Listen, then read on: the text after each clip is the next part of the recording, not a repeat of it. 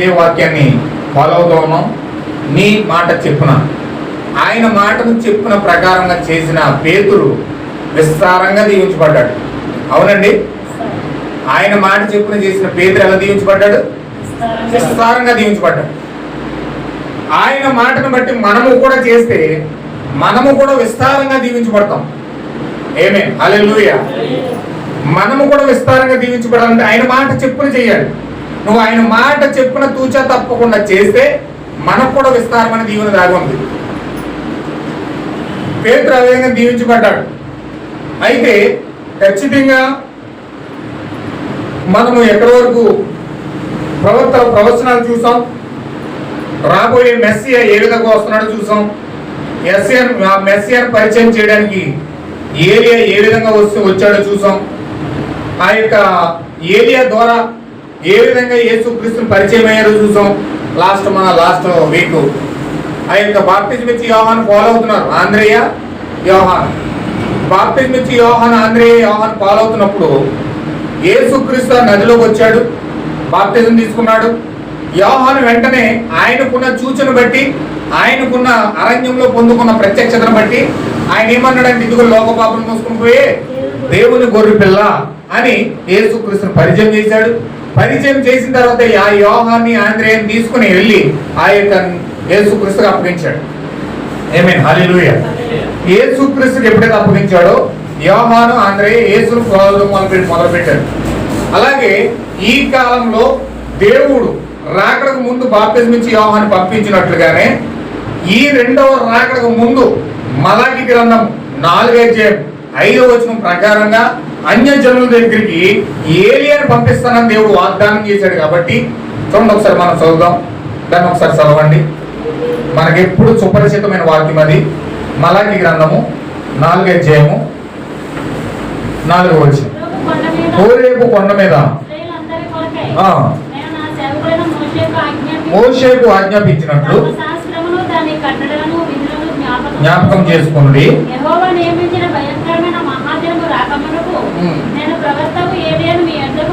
పంపుదును, శపింపకుండునట్లు. ఆమేన్, హల్లెలూయా. ఇప్పుడు ఆయన ఏలియా వచ్చి ఏం చేస్తున్నాడంటే, ఆ ఏలియా వచ్చి తండ్రుల హృదయాలు పిల్లలకు తట్టు తిప్పడానికి వస్తున్నాడు. ఇప్పుడు ఈయన ఎలా రావాలంటే ఏలియాగా రావాలి. యెహోవా నియమించిన భయంకరమైన ఉగ్రత దినం ముందు రావాలి. యెహోవా నియమించిన భయంకరమైన ఉగ్రత దినం ముందు ఆ దినం ఏదంటే 3వ ప్రపంచ యుద్ధం. ఆ 3వ ప్రపంచ యుద్ధం రాకమునుపు ఏలియా అన్యజనుల దగ్గర కలవాలి. ఇప్పుడు ఈ యొక్క విలియం బ్రనహం అనే వ్యక్తి ఈ యొక్క చివరి కాలంలో ఏలియాగా వచ్చి అపోస్తుల బోధన పిల్లల హృదయాలను తండ్రుల వైపు తిప్పినట్లుగానే అన్యజనుల యొక్క హృదయాలను అపోస్తుల బోధ వైపు తిప్పి ఉన్నాడు. ఆమేన్, హల్లెలూయా. అందరూ ఇక్కడే ఉన్నారు కదండి. ఇప్పుడు ఏలియా భూమిపైకి వస్తా ఉన్నాడు. ఏలియా భూమిపైకి వచ్చి ఆయన ఏం చేస్తున్నాడంటే, రాకడలో రాబోతున్న యేసుక్రీస్తుని పరిచయం చేస్తున్నాడు. రాకడలో రాబోతున్న యేసుక్రీస్తుని పరిచయం చేస్తున్నాడు. ఇప్పుడు రాకడలో యేసుక్రీస్తు వస్తున్నాడు. వచ్చిన యేసుక్రీస్తుని ఎవరు పరిచయం చేశారండి? మొదటి రాకడలో బాప్తిజం ఇచ్చి యోహాను పరిచయం చేశాడు. ఇప్పుడు బాప్తిజం ఇచ్చి యోహాను పరిచయం చేసినట్లుగానే రెండవ రాకడలో ఏలియా వచ్చి క్రీస్తుని పరిచయం చేస్తాడు అనమాట. యేసుక్రీస్తు ఎలా ఉంటాడు ఎవరికి తెలియదు.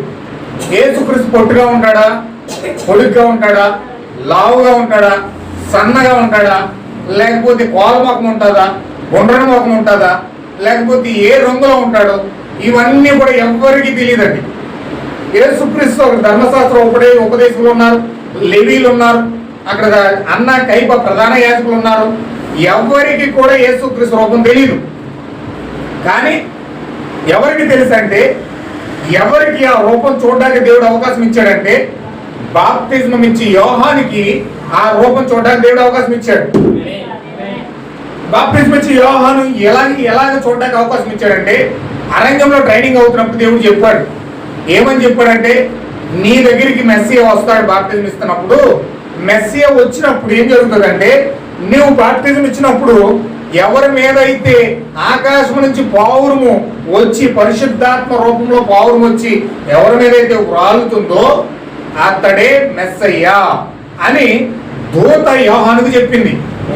యోహాను మాట విన్న ఆ యొక్క యోహాను ఆ దూత మాటను పట్టుకుని వెళ్ళి బాప్తిజం ఇస్తున్నాడు. అందరికి బాప్తిజం ఇస్తున్నాడు. బాప్తిజం ఇస్తుండగా లైన్ లో వస్తున్నారు జనాలు. ఆ వెనకాల లైన్ లో యేసుక్రీస్తు కూడా వచ్చాడు. యేసుక్రీస్తు కూడా బాప్తిజం పొందడానికి వచ్చాడు.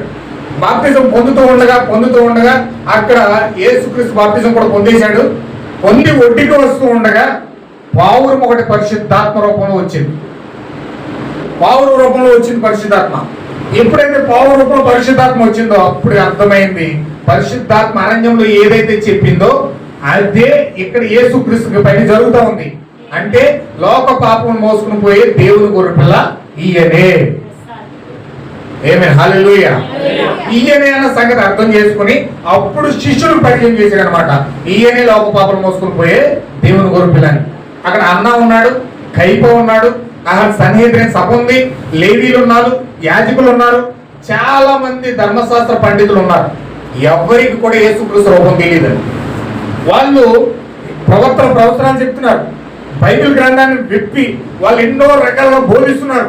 చాలా రకాలుగా పరిశోధన చేసి వాక్యాన్ని విపులీకరిస్తున్నారు. కానీ వారి భాష పాండిత్యాన్ని ఉపయోగించి రకరకాలుగా వాక్యాన్ని వేదవాక్కులతో చెప్తా ఉన్నారు. కానీ నిజంగా దేవుని యొక్క మార్గము కానీ దేవుణ్ణి చూడడం కానీ దేవుని దర్శనం కానీ వీరికి లేదు. ఏమన్నా అర్థమవుతుందా మాట? ఎంతమందికి అర్థమవుతుంది? సేమ్ అదే రీతిగా రెండవ అక్కడ కూడా జరుగుతూ ఉంది. ఆ రోజు ప్రధాన యాజకులు ఉన్నారు, ఆ రోజు శాస్త్రులు ఉన్నారు, సద్దుకాయలు ఉన్నారు, హెరోదీలు ఉన్నారు, అన్న ఉన్నాడు, కైప ఉన్నాడు, అందరూ ఉన్నారు. కానీ వాక్యాన్ని పరిచయం చేసే రీతి దేవుడు ఆ యొక్క పరిచయం ఎవరికి ఇచ్చాడంటే బాప్తిజం ఇచ్చి యోహాను ఇచ్చాడండి. ఈ బాప్తిజం ఇచ్చి యోహాను ఎప్పుడైతే యోర్దాను నదిలోకి వెళ్ళాడో ఆయన రూపాన్ని చూసి శిష్యులు పరిచయం చేశాడు. ఇదిగో లోక పాపం మోసుకుని పోయి దేవుని గొర్రెపిల్లని. ఇప్పుడు యోహాను కానీ ఆంద్రే కానీ బైబిల్లో చదవబడి వాళ్ళకు ఒక చట్టం తెలుసు. వాళ్ళు బైబిల్లో చదివారు. ఎవరు వింటున్నారా? ఆమేన్, హల్లెలూయా. వాళ్ళకు ఒక చట్టం తెలుసు, ధర్మశాస్త్రం తెలుసు. ధర్మశాస్త్రం ఏముందంటే దానియేలు ఏం చెప్పాడంటే అనుదిన బలి నిలిచిపోయే కాలం వస్తుంది. అనుదిన బలి నిలిచిపోయే కాలం వస్తుందని దానియేలు చెప్పాడు. అంటే అనుదినం ఏం చేస్తున్నారు వీళ్ళు? గొర్రె పిల్లని తీసుకెళ్లి కరుణాపేట మీద రక్తం ప్రోక్షిస్తున్నారు, పావురాన్ని తీసుకెళ్లి కోస్తున్నారు, గోవును తీసుకెళ్లి కోస్తున్నారు, ఎడ్లను తీసుకెళ్లి కోస్తున్నారు, మేకలను తీసుకెళ్లి కోస్తున్నారు. ఈ విధంగా బలి అర్పణ చేసి వాళ్ళు కరుణాపేట మీద రక్తాన్ని ప్రోక్షించి ఆ యొక్క కరుణాపేట మీద రక్తాన్ని ప్రోక్షించి పాపక్షమాపణ పొందుకుంటున్నారు. వీళ్ళు అనుదిన బలి అనుదిన బలి చేస్తా ఉన్నారు. వీళ్ళు అనుదిన బలి ప్రతిరోజు గొర్రెపిల్లని తీసుకెళ్లాలి, మేకను తీసుకెళ్లాలి, ఎడ్లను తీసుకెళ్లాలి, పావురాన్ని తీసుకెళ్లాలి, కోడిని తీసుకెళ్లాలి. వాళ్ళు తీసుకెళ్లి కరుణాపీఠ మీద రక్తాన్ని ప్రోక్షించి వాళ్ళు పాపక్షమాపణ పొందుకుంటా ఉన్నారు. అది వాళ్ళు చేసే క్రమం మోషే ఇచ్చిన ధర్మశాస్త్రం ప్రకారం. కానీ దానియేలు ఏం చెప్పాడంటే ఈ అనుదిన బలి ఆగిపోయి ఈ కోళ్ళు కోయడం, మేకలు కోయడం, గొడ్లు కోయడం, పావురాలు కోయడం, ఎట్లు కోయడం, ఈ అనుదిన బలి అంతా కూడా నిలిచిపోయి ఒకే ఒక బలితో ఈ బలులన్నీ నిలిచిపోతాయని చెప్పాడు. ఆమేన్, హల్లెలూయా. ఒకే ఒక బలి జరగబోతా ఉంది. ఆ బలి ఎవరంటే సాక్షాత్తు దేవుడే, శరీరధారి, యేసుక్రీస్తు శరీరధారి, వాక్యమే శరీరధారి, భూమి మీదకి వచ్చి దేవుడే శరీరధారి భూమి మీదకి వచ్చి ఆయనే బలి అవ్వబోతా ఉన్నాడు. ఎవరండి? యేసుక్రీస్తే సాక్షాత్తు దేవుడే శరీరధారి. ఇప్పుడు ఆయనే బలి అవ్వబోతా ఉన్నాడు. ఇప్పుడు ఆయన యొక్క బలితో బలులన్నీ ఆగిపోతాయి. ఇప్పుడు మేకలు కోయడం లేదు, గొర్రెలు కోయడం లేదు, ఆ కోళ్ళు కోయడం లేదు, పౌరేలు కోయడం లేదు. ఈ బలులు ఏమి లేవండి. మనం ఎందుకు కోయట్లేదు ఏంటని? మనం ఎందుకు కోయట్లేదండి? మరి ఇజ్రాయేల్ ఇప్పుడు కూడా కోస్తున్నారు, ఇప్పుడు కూడా పౌరేలు కోస్తున్నారు ధర్మశాస్త్ర ప్రకారం. ఈ పాపానికి ఈ పౌరే, ఈ పాపానికి కోడి, ఈ పాపానికి మేక, ఈ పాపానికి ఎద్దు, ఈ పాపానికి గొర్రె అని ఒక చట్టాలు ఉన్నాయి లేవీ కాండంలో. ఇప్పుడు ఈ చట్టాలన్నీ ఉపయోగించి ఇప్పుడు కూడా ఇజ్రాయేల్ చేస్తున్నారు. మనం ఎందుకు చేయట్లేదు? మన భక్తి ఎక్కువైపోయా. అది ఇప్పుడు మనకు భక్తి ఎక్కువైపోయి అని చేయట్లే.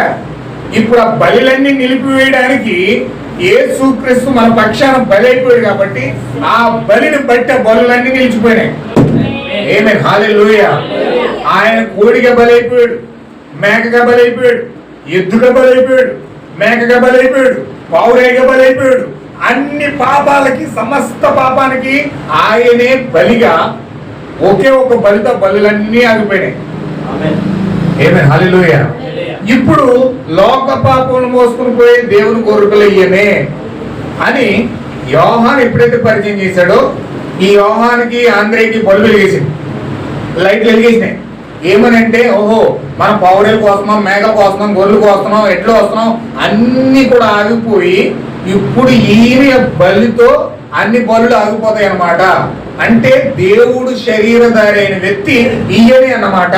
ఇప్పుడు ఈయననే పరిపూర్ణంగా వెంబడించాలి, ఈయనే మనం పరిపూర్ణంగా వెంబడించాలి, ఈయన ద్వారానే సమస్తము జరుగుతుందని వీళ్ళు నమ్మారు. కాబట్టి సమస్తమును పూర్తిగా విడిచిపెట్టి యేసుక్రీస్తుని వెంబడించాలి సిద్ధపడిపోయేవాళ్ళు. హల్లెలూయా. వాళ్ళ కుటుంబాలు విడిచిపెట్టేశాడు, వాళ్ళ గ్రామాలు విడిచిపెట్టేశాడు, వాళ్ళ బంధువర్గాన్ని విడిచిపెట్టేశాడు, సమస్తాన్ని విడిచిపెట్టేసి, వాళ్ళ వలలు విడిచిపెట్టేసి, అన్ని విడిచిపెట్టేసి యేసుక్రీస్తుని వెంబడించడానికి సిద్ధపడ్డారు. హల్లెలూయా. ఫస్ట్ మీకు క్వశ్చన్ వేసాను. ఈ మెసేజ్ స్టార్ట్ చేసినప్పుడు నేను ఒక క్వశ్చన్ వేసాను. ఆ క్వశ్చన్ ఏంటంటే, శిష్యులు 12 మందిని దేవుడు ఏర్పాటు చేసుకున్నాడు కదా, ఈ 12 మందిని దేవుడు ఏర్పాటు చేసుకుని ఏమేమి చెప్పాడని చెప్పి సమస్తము పేతురు కొన్ని కోట్లు ఆస్తుంది, పేతురికి కొన్ని కోట్లు ఆస్తుందండి. ఓడ తయారు చేసుకుని సముద్రంలోకి వేటకి వెళ్ళాలంటే కొన్ని వందల లక్షల కర్రలు ఉపయోగిస్తేనే పడవ చేయలేరు. అలాంటి సొంత పడవలు ఉన్నాయి, వలలు ఉన్నాయి, భార్య ఉంది, పిల్లలు ఉన్నారు, కుటుంబం ఉంది. అన్నిటి కుటుంబాన్ని విడిచిపెట్టేశాడు, వలలు విడిచిపెట్టేశాడు, ఓడలు విడిచిపెట్టేశాడు, అన్ని విడిచిపెట్టి యేసుక్రీస్తుని వెంబడించడానికి సిద్ధపడ్డాడు పేతురు. శిష్యులందరూ కూడా అలాగే వెంబడించారు. ఒకరోజు పొట్టి చెక్కయ్య అనే వ్యక్తి ఉన్నాడు బైబిల్లో. ఏంది? వడ్డీ వ్యాపారం. పొట్టి చెక్కయ్య వడ్డీ వ్యాపారం. రూపాయికి 4 రూపాయలు వసూలు చేస్తాడండి అతను. చక్రవడ్డీ, భూచక్రవడ్డీ, ఇంకా పైన చక్ర వడ్డీలు ఉంటాయి. ఆ వడ్డీలన్నీ కలిపి రూపాయికి 4 రూపాయలు వేసి వడ్డీ వ్యాపారం చేస్తూ అతను చాలా సంపాదించేశాడు. స్టేల్ మీద స్టేల్ కట్టేశాడు. చాలా కోటీశ్వరుడు అయిపోయాడు. చాలా అద్భుతంగా జీవిస్తున్న వ్యక్తి. కానీ ఒకరోజు దేవుడు అతన్ని కలుసుకున్నాడు. యేసుక్రీస్తు కలుసుకున్నాడు. ఆయన కలుసుకున్న తర్వాత ఆయన ఏం చేశాడంటే, కొట్టుడు కదా మరి, జనసమూహం యేసుక్రీస్తు కనపడతలేదని చెప్పి చెట్టు ఎక్కేశాడు. మేడి చెట్టు ఎక్కేశాడు. మేడి చెట్టు ఎక్కిన తర్వాత ఆ చెట్టుని అంజూరపాకులు కప్పేసుకుని ఆ చెట్టు పక్కన ఎక్కడో దాక్కున్నాడు. ఎవరికి కనపడతలేదు. ఆ చెట్టు పైన ఉన్నాడన్న సంగతి ఎవరికి తెలియదండి. ఒకవేళ చెట్టు పైన ఉన్నాడు, బయట అందరూ చూస్తే అవమానం పాలైపోతాడని చెప్పి ఆకులకి కప్పేసుకున్నాడు. నేరుగా యేసుక్రీస్తు వెళ్తా చెట్టు దగ్గర ఆగి పైకి చూసి జక్కయ్య కింద దిగి అన్నాడు. జక్కయ్య కింద దిగంటే ఆయన వెంటనే ఆ యొక్క పడేసి, అసలు ఆయన ఎక్కుతున్న కూడా ఎవరు తెలీదు, ఎవరు చూడలేదు కూడా. ఈయన ఎప్పుడు వచ్చాడో ఎప్పుడు చూశాడో ఎవరికి తెలియదు. కానీ పేరు పెట్టి మరి ఆయన పేరు ఎవరో తెలియదు. ఈయన యేసుక్రీస్తు అక్కడికి వచ్చి పేరెట్టి పిలుస్తున్నాడు, జక్కయ్య చెట్టు దిగి త్వరగా దిగిరా అంటున్నాడు. ఎప్పుడైతే అలా చెప్పాడో వెంటనే ఆ అంజూరపు చెట్టు ఆకులను పక్కకెండేసి కిందకి వెంటనే దిగొచ్చేసి యేసుక్రీస్తు పాదాల మీద పడిపోయి పశ్చాత్తాపడుతూ ఏడుస్తూ అతను ఏం చేస్తున్నాడంటే, నా ఇంటికి రాని ఆహ్వానిస్తున్నావు అన్నాడు. వెంటనే ఇంటికి తీసుకెళ్ళాడు. ఇంటికి తీసుకెళ్ళి శుభ్రంగా భోజనం పెట్టాడు యేసుక్రీస్తుకి. వెంటనే యేసుక్రీస్తు ఏం మాట్లాడలే, సైలెంట్గా అలా కూర్చున్నాడు. అంత ఇతనే అడవిడి చేసేస్తున్నాడు. భోజనం పెట్టాడు, అన్నీ చేశాడు. మళ్ళీ దగ్గరికి వెళ్ళి అన్నాడు, నేను వడ్డీ వ్యాపారం చేశాను, రూపాయికి 4 రూపాయలు వసూలు చేశాను. ఇప్పుడు 4 రూపాయలు కాదు, రూపాయికి 10 వంతులు చెప్పిన ప్రతి ఒక్కరికి ఇచ్చేస్తాను. ఎంతైతే వ్యాపారం చేశానో అంత ప్రజలందరికీ ఇచ్చేస్తాను. నా పాపాన్ని క్షమించు ప్రభు అని చెప్పి మొత్తం అంతా కూడా అందరికి పనిచేసి యేసుక్రీస్తు పాదాల మీద పడి ఏడుస్తూ ఉన్నాడు. అప్పుడు యేసుక్రీస్తు ఏమన్నాడు తెలుసండి, ఇతడును అబ్రహాము కుమారుడే, నేడే ఇంటికి రక్షణ వచ్చి ఉన్నది. హల్లెలూయా. దేవుని మహిమ కలుగును గాక. అప్పుడు వరకు రకరకాలుగా జీవించాడు వ్యక్తి. చాలా వడ్డీ వ్యాపారం చేసి ఆయన ధనవంతుని, చాలా కోటీశ్వరుని అనుకున్నాడు. కానీ ఎప్పుడైతే యేసుక్రీస్తు యొక్క మెల్లని స్వరం విన్నాడో, ఆ యొక్క మాధుర్యమైన స్వరం అతను విన్నాడో, అతని లోన ఆటోమేటిక్ గా మారు మనసు అనేది వెళ్ళిపోతా ఉంది. ఈ విధంగా 12 మంది శిష్యులు ఆయనకి ఏర్పాటు చేసుకుని ఆయన వెళ్తున్నప్పుడు ఏమి ఆధారం చేసుకుని వాళ్ళు వెంబడించారండి? ఏమండి, యేసు క్రీస్తుని ఏం ఆధారం చేసుకుని వాళ్ళు వెంబడించారు? ఆయన ఎవరైనా వెంబడించారు? దేనికోసం వెంబడించారు? పడవలు వదిలేయడం మాటల, కోట్ల ఆస్తిని వదిలేయడం మాటల, వలలు వదిలేయడం మాటల, కుటుంబాలు వదిలేసి ఆయన వెంబడించిన మాటల. ఇప్పుడు మనం వదలమనండి, చిల్లికి అవ్వకూడదు వదులుకోలేమ్మా, చిల్లికి అవ్వకూడదు వదులుకోలేము. అంత కష్టమైపోతుంది మనకి, అంత భారం అయిపోతుంది మనకి. దేవుడి మాటను తీసుకుని ఆ రోజు అబ్రహాము నీ కుమారుని వధించే అంటే వధించడానికి కుమారుని తీసుకుని వెళ్ళిపోయాడు. సెట్రెక్ మేసక్ అబేద్నెగోలు ఆ అగ్ని దూకేశారంతే. ఆ శిష్యులు దేని కోసం అన్ని వదిలిపెట్టుకుని యేసుక్రీస్తుని దేనికి వెంబడించారు? అందుకే యేసుక్రీస్తు అన్నాడు, తనను తాను ఉపేక్షించుకొని తన సిలువను ఎత్తుకుని నన్ను వెంబడించకపోతే నాకు పాత్రుడు కదా అన్నాడు. ఆమేన్, హల్లెలూయా. అంటే ఆయన వెంబడించాలంటే మనం కొన్ని వదులుకోవాలి. ఆయన నచ్చని వాటిని వదులుకోవాలి. ఆయన ఏదైతే వదులుకోమన్నాడో దాన్ని వదులుకోవడానికి సిద్ధపడాలి. ఎప్పుడైతే ఆ విధంగా సిద్ధపడామో అప్పుడు మనం వాడుకుంటాడు దేవుడు, అప్పుడు మనం దీవిస్తాడు దేవుడు. పేతురు అన్నాడు ఒకసారి, ప్రభువా మా కుటుంబాలు వదిలేసాం, మా ఆస్తులు వదిలేసాం, మా అంతస్తులు వదిలేసాం, అన్ని వదిలి వెంబడించాం, మాకు ఉపయోగం ఏంటి అన్నాడు పేతురు గారు. అప్పుడు యేసుక్రీస్తు అన్నాడు తెలుసండి, పేతురు నువ్వు అన్ని వదులుకున్నావు మంచిదే, హ్యాట్స్ ఆఫ్. దానికి ఫలితం ఏంటో తెలుసా? పరలోకంలో 12 సింహాసనాలు ఉన్నాయి. ఆ 12 సింహాసనంలో ఒక సింహాసనం నువ్వు కూర్చుంటావు. ఆమేన్, హల్లెలూయా. అంటే భూమి మీద సమస్తాన్ని వదులుకున్నందుకు పరలోకంలో దేవుడు సింహాసనాన్ని ఇచ్చాడు. హల్లెలూయా. నోవహు అంటే 2 ఎకరాల పొలం ఉందంట. నోవహుకు 2 ఎకరాలు ఉందంట పొలం. 2 ఎకరాల పొలం అమ్మేసి ఆ అమ్మిన డబ్బులతో చేశాడు ఓడ. 2 ఎకరాల పొలం అమ్మి ఆ అమ్మిన డబ్బులతో చేశాడు ఓడ. ఆ ఓడంతా కట్టిన తర్వాత జలప్రలయం వచ్చింది. మొత్తం ఆ జనస్త్రం మొత్తం ప్రపంచాన్ని నాశనం చేసేసింది. ఒడ్ల గింజల్లో తేలిపోయి చచ్చిపోయారు జనాలందరూ కూడా. ఇప్పుడు ప్రపంచం అంతా ఖాళీ అయిపోయింది. నా భూమిలో ఇది నాది, ఇది నా ఇల్లు, ఇది నా స్థలం, ఇది నా భూమి అని కొట్టుకుని లాక్కునోడు ఎవరు లేడట. అందరూ చచ్చిపోయారు. 2 ఎకరాలు ఖర్చు పెట్టి ఆ యొక్క ఓడను తయారు చేసినందుకు దేవుడు అంట నోవహుకు ప్రపంచం ఇచ్చేసాడు. ఆమేన్, హల్లెలూయా. ఇప్పుడు ప్రపంచం అంతా నోవహుదే. ఎక్కడికి వెళ్ళి అడుగు పెట్టిన ఆయనదే. ఏ భూమిలో ఏ పర్వతం మీద వెళ్ళిన ఆయనదే. ఎందుకు? 2 ఎకరాల భూమి అమ్మినందుకు.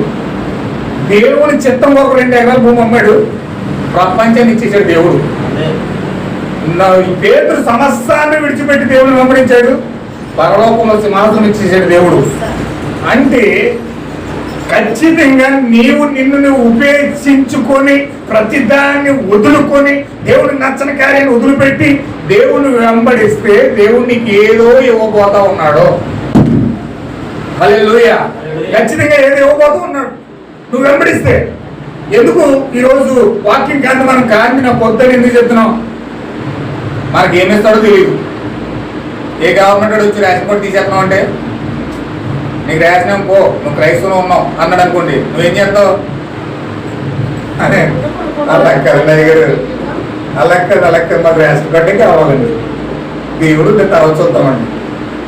దేవుడు కనపడతాడు, కనపడకపోతాడు, చూపుతాడు, చదువుకోవడం. మాకు రేషన్ కార్డు లేకపోతే మా పిల్లల పోతే ఏమైపోతావు, మా జీవితాలు ఏమైపోతాయి అంటాం. లేక నీ ఆధార్ కార్డు తీసేస్తానంటాడు, లేక నీ ఇల్లు లాగేసుకుంటాడు, లేక నీ యొక్క సంస్థను లాగేసుకుని నీకు వంటను చేసేస్తాడు. అప్పుడు నువ్వేం చేస్తావు? మరి బాబు నీకు దండం పెడతాను, నాకు బాబు ప్రైజ్ వద్దు, ఏమి వద్దు అని చెప్పి వదిలేసిపోతావా? సెట్రెక్ మేసక్ అబేద్నెగోలు అలాగే లాగేసుకున్నారండి. చివరికి వాళ్ళు వంటను చేసేసాడు. వంటను చేసేసి ఇంకా నేను చంపేస్తాం, అగ్నిలో వేసేస్తాం అంటున్నారు. అంతే. ఏమన్నారు తెలిసిల్లు? ఓయ్ నెబుకద్నెజరు, నీవు మమ్మల్ని చూసినా చూడకపోయినా పర్లేదు, నువ్వు మమ్మల్ని చంపినా చంపకపోయినా పర్లేదు, నువ్వు ఏం చేసినా పర్లేదు, నీ ఆజ్ఞ మాత్రం లోగడం. నువ్వు అగ్ని వేసుకుంటావు వేసుకో, 7 ఎంతలు చేసుకుంటావా చేసుకో, నువ్వేం చేసుకుంటా పర్లేదు. మా దేవుడు రక్షించకపోయినా మేము వాక్యంతో నిలబడతాం. ఆమేన్, హల్లెలూయా.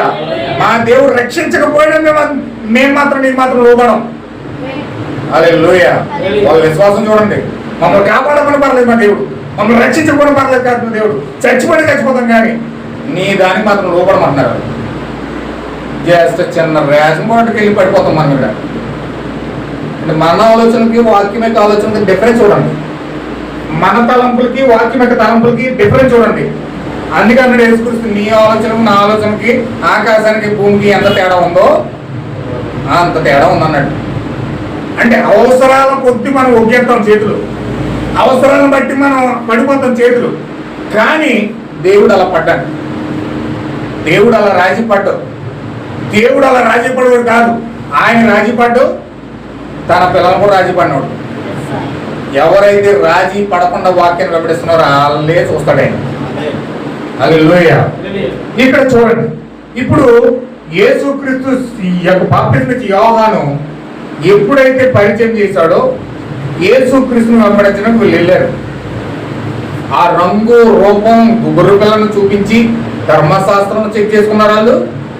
యోహాను చూపించిన ఆ వ్యక్తిని ధర్మశాస్త్రంలో చెక్ చేసుకుని ఆ లోక పాపలు మోసుకుని పోయి దేవుని కొరకులు ఈయనే కన్ఫర్మ్ చేసుకున్నారండి. యోహాను చెప్పాడు, ఇగో ఈయనే లోక పాపలు మోసుకుని పోయి దేవుని కొరకులని. అప్పుడు వాళ్ళు ఏం చేశారంటే ధర్మశాస్త్రం చెక్ చేసుకున్నారు. అంటే మా బలులన్నీ నిలిచిపోతే ఒకే ఒక బలితో ఈ యొక్క నైవేద్యాలు నాగిపోతాయి, బైబిల్ని నాగిపోతాయి. ఈయన లోక పాపం మోసుకుని పోయే దేవుని కొరకులు ఈయనే అని నమ్మి వాళ్ళు వెంబడించారు. హల్లెలూయా. ఒక పాస్టర్ మీకు వాక్యం చెప్తున్నాడు అనుకోండి, ఒక పాస్టర్ మీకు వాక్యాన్ని వివరిస్తున్నాడు అనుకోండి, అవి లేఖనాలతో మీరు చెక్ చేసుకుని పరిశీలించుకొని అవి అలా ఉన్నవో లేవో పరిశీలించి చూసుకొని ఖచ్చితంగా అవి సత్యం అయితే దాన్ని వెంబడించాలి. అది దేవుడు ఖచ్చితంగా వాగ్దానం అయితే దాన్ని వెంబడించాలి. దాన్ని ఖచ్చితంగా దాన్ని పట్టుకొని ఇది సత్యము అని తెలిసిన తర్వాత దాన్ని వెనకడుగేసి వెంబడించకుండా వెనక జారిపోతే అక్కడి నుంచి నీ పాపాలు లెక్కించబడతాయి.